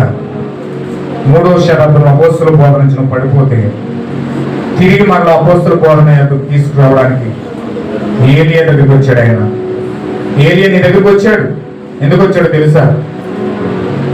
తెలుసా? అపోస్తుల బోధన పడిపోయావు కాబట్టి, నిజమైన పరిశుద్ధాత్మ బాప్తిజం నుంచి పడిపోయావు కాబట్టి, యేసుక్రీస్తు నామములో నుంచి నువ్వు పడిపోయావు కాబట్టి, ప్రభురాత్రి భోజనం అంటే బల్లారదనం చెప్పి నువ్వు పడిపోయావు కాబట్టి, లేని లేసుకుని క్రిస్మస్లు, లేని లెంటి దినాలు, భస్మబోధవాళ్ళు అని చెప్పుకుంటూ అనేకమైన అబద్ధ ప్రవచనాలు గుండా, కార్యాలు గుండా నువ్వు వెళ్తున్నప్పుడు మరలా ఏలియా వచ్చి నేను అపోస్తుల బోధనలో తిప్పి, అమ్మా నువ్వు పాపంలో ఉన్నావమ్మా, నువ్వు తప్పిపోతున్నావమ్మా, అమ్మా దేవుని వాక్యానికి దూరం అయిపోయావమ్మా, పరిశుద్ధాత్మ బాప్తిజం పొందుకోవాలి తల్లి, పరిశుద్ధాత్మ బాప్తిజం నీలోకి వస్తేనే దేవుడు నీలోకి వస్తాడమ్మా. అయ్యలారా, దేవుడు మీ హృదయాల్లో జీవించాలంటే మీరు పరిశుద్ధాత్మ బాప్తిజం పొందుకోవాలి. యేసు క్రీస్తు రక్తము చేత మీరు కడగబడాలి. మీరు ఆత్మలో బాప్తిజం పొందుకోవాలి. యేసు క్రీస్తునాలు బాప్తిజం పొందుకొని ఎవరైతే ప్రభురాత్రి భోజనం చేస్తూ, పాద పరిచయం చేస్తూ, నిజమైన అపోస్తులు బోధకుండా వారు వెళ్తా ఉన్నారు క్రీస్తును పొందుకోవడానికి, దేవుడు వారికి అవకాశం ఇస్తున్నాడమ్మ తల్లి అని చెప్పి ఈరోజు ఏలియా వచ్చి పిల్లల హృదయాన్ని తండ్రులో తిప్పి ఆ రోజు బాప్తిజం ఇచ్చి యోహాను ఎలాగైతే యేసుక్రీస్తును పరిచయం చేసి యోహానికి ఆంధ్రేకి చూపించాడో, ఈరోజు ఏలియా వచ్చి నీకు నాకు అదే చేస్తా ఉన్నాడమ్మా. ఈరోజు ఏలియా వచ్చి నీకు నాకు అదే చెప్తా ఉన్నాడు. ఆ రోజు యేసుక్రీస్తును పరిచయం చేసినట్లుగా బాప్తిజం ఇచ్చి యోహాను, చివరి కాలంలో ఏలియా వచ్చి, విలియం మ్యారియన్ బ్రహ్మాం వచ్చి ఈరోజు నీకు నాకు క్రీస్తును పరిచయం చేస్తా ఉన్నాడు. అయ్యా, పరిశుద్ధాత్మ బాప్తిజం పరిచయం చేస్తా ఉన్నాడు ఆయన. ఎప్పుడైతే పరిశుద్ధాత్మ బాప్తిజం పొందుకొని ఆయన మాట చెప్పున, అపోస్తుల బోధ చెప్పున మనం నడిచినప్పుడు, అపోస్తులు ఎలాగైతే పరిశుద్ధాత్మ బాప్తిజం పొందుకున్నారో ఈరోజు నువ్వు నేను అలాగే పరిశుద్ధాత్మ బాప్తిజం పొందుకుంటా ఉన్నాం. అపోస్తులు ఎలాగైతే పాదపరిచయం చేశారు, అపోస్తులు ఎలాగైతే శత్రువును ఓడించి వాళ్ళ నీడ పడితే చాలు దెయ్యాలు ఎలా పారిపోనియో, ఈరోజు నీడ పడితే నీ నీడను బట్టి దెయ్యాలు పారిపోయే సమయం వస్తా ఉంది. ఓ సహోదరి, క్రీస్తు నీలో జీవించడానికి వస్తా ఉన్నాడు ఆయన. పరిశుద్ధాత్మ బాప్తిజం వస్తా ఉన్నాడు ఆయన. స్వీకరించడానికి సిద్ధంగా ఉన్నావా? ఆయన మాట చెప్పు నువ్వు చేసినప్పుడు, నువ్వు ఆశీర్వదించబడుతున్నావు. శత్రువుని జయిస్తున్నావు, సింహాలను జయిస్తున్నావు, అగ్ని జయిస్తున్నావు. దేనినైనా సరే జయించే శక్తి ఆయన మాటలో ఉన్నది. ఆయన మాటను బట్టి నువ్వు చేసినప్పుడు దేవుడు అద్భుతంగా నేను దీవిస్తూ ఉన్నాడు, అద్భుతంగా నేను ఆశీర్వదిస్తూ ఉన్నాడు. ఓ సహోదరి, నువ్వు ప్రార్థిస్తున్నావా? ప్రభువా, నీ మాట చెప్పు నేను చేస్తాను ప్రభువా, నీ మాట చెప్పు నేను చేస్తాను ప్రభువా. నాకు ఏ చూచి క్రియలు, అద్భుతాలు, వరాలు అవి కాదు ప్రభువా, నాకు నువ్వు కావాలి తండ్రి. నాకు నీ జీవితం కావాలి ప్రభువా, నువ్వు నాలోకి రావాలి తండ్రి. నాకు సహాయం చేయ ప్రభువా. ప్రార్థిస్తున్నారు సహోదరులారా, అందరూ చిన్న ప్రార్థన చేయండి హృదయాలు. నీ ప్రార్థన కోసం దేవుడు ఎదురు చూస్తూ ఉన్నాడు. ఆయన నీ చెవి దగ్గరకు వచ్చి, నీ నోటి దగ్గరకు వచ్చి ఆయన చెవి పెట్టాడు. ఆయన నీ దగ్గరే ఉన్నాడు. Jesus is here, Jesus is here. అమ్మా, నీ దగ్గరే ఉన్నాడు అమ్మా. ఆయన దాటిపోనవద్దు, ఆయన వెళ్ళిపోనవద్దు. నీకు ఇదే అనుకూలమైన సమయం, మీకు ఇది అనుకూలమైన సమయం. ఆయన నీ దగ్గర ఉన్న దేవుడు దాటిపోనవద్దు. ఆయన వెళ్ళిపోతున్నాడు, నిన్ను చూసి దాటిపోతున్నాడేమో, నిన్ను చూసి ప్రభువా నన్ను దాటిపోకు ప్రభువా, నీ వాక్య ప్రకారం నేను నడుస్తాను తండ్రి, నీ చిత్త ప్రకారం నేను నడుస్తాను ప్రభువా. ఓ నా జీవితంలో నువ్వు రండి తండ్రి, ఓ నా జీవితంలో నువ్వు రండి ప్రభువా. నీ బట్టి నేను నడుస్తాను ప్రభువా, నీ వాక్యం బట్టి నడుస్తాను ప్రభువా. సౌలుగా నేను చిన్నపరుచుకోండి తండ్రి, సౌలు వల్ల నేను నీ మీద మన ప్రభువా నరహత్య ప్రయత్నం చేయను ప్రభువా, కయ్యేరు వల్ల నేను చంపను ప్రభువా. ఓ దేవ నేను వెంబడిస్తాను తండ్రి, ఓ దేవ సహాయం చేయండి ప్రభువా. హల్లెలూయా హల్లెలూయా హల్లెలూయా హల్లెలూయా. ఓ జీసస్ హల్లెలూయా. ఓ తండ్రి సహాయం చేయండి ప్రభు, ఓ తండ్రి సహాయం చేయండి ప్రభు. ఓ దేవాని వాక్యం బట్టి నడుస్తాను ప్రభువా, నీ కృపను బట్టి నడుస్తాను ప్రభువా, నీ మాటను బట్టి నడుస్తాను ప్రభువా. నన్ను దాటిపోకునైనా ఓ నీ సత్యాన్ని బట్టి నన్ను నడవలేవు ప్రభువా. నీ సర్వ సత్యంలో నన్ను తీసుకెళ్ళు తండ్రి. లోకంలో ఎన్నో ఉండొచ్చు ప్రభువా, నిన్ను ఎరిగిన వాడు ఏలియా మాత్రమే తండ్రి. ఏలియా నేను సంధిస్తున్నాను ప్రభువా, ఏలియా ఎందుకు నేను వస్తున్నాను తండ్రి.